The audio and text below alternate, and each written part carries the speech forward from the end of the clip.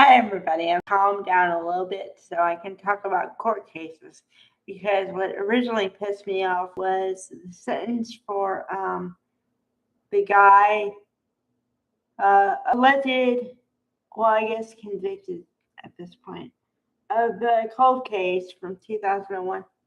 They sentenced him today, and the sentence was astronomical. And also, let me state again for whoever cares, I do not agree with it in the least. I think they have the wrong person. And I think that the judge, I can now say that I think the judge just wanted to throw the book at this guy for whatever reason. I don't know. But that's what I feel in my bones. Okay. The sentence is 2 consecutive life terms plus 45 years. I have never heard of a sentence like this, probably ever. I mean, I just can't even fathom it. And also, I can't even fathom it if it was the right person. That's how astronomical it is. Okay. But I was going to say, even if it is the right person, but then I had to stop myself because I don't agree with the sentence at all. Okay. Because I believe in my bones that the ex boyfriend did it. And the reason I believe that is because when he was on the stand, he was too shaky and too not knowing anything. But then they would ask him a question. They said, write down where you were 25 years ago, and he wrote it down. But he couldn't answer other questions that were sooner than 25 years ago. So, if nothing else, even if he didn't do it, it should have raised reasonable doubt for somebody. But apparently it didn't. So I don't know. I can't reconcile myself with this. Okay, case number 2, which is still ongoing. And I have to do full disclosure. I was almost close to saying I give up and I can't do this case because we're on day 4 today.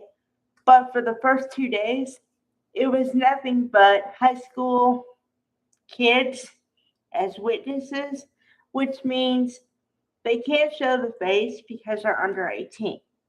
But then also, they have never testified in court, so they don't know how to testify. So I almost couldn't get through the testimony. But today, I don't know.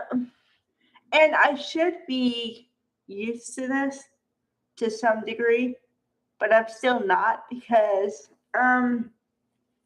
today they had like policemen and detectives and people like that, and I was still shocked at the way they testified. And it's nothing against them; it's just what they had to work with. But I just was like, wow.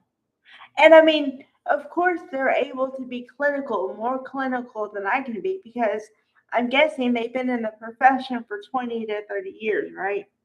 But I still am like, whoa, that's a talent I don't think I'll ever have because I allow my emotion to get in there when they can just stop their emotion from getting in there.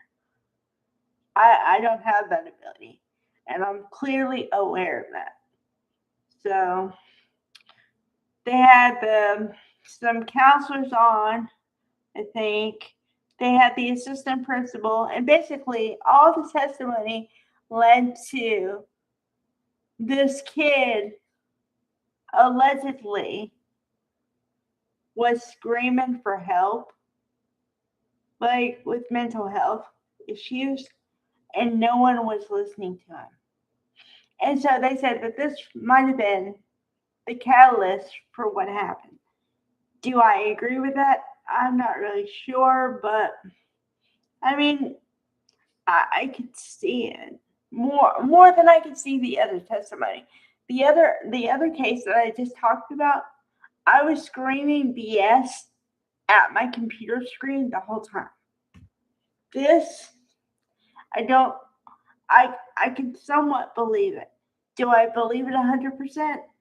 Not sure yet. So that's where I am with that. So those are the two cases I was covering.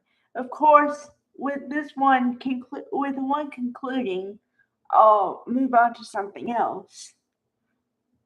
But I just don't know which way I'm going to go yet.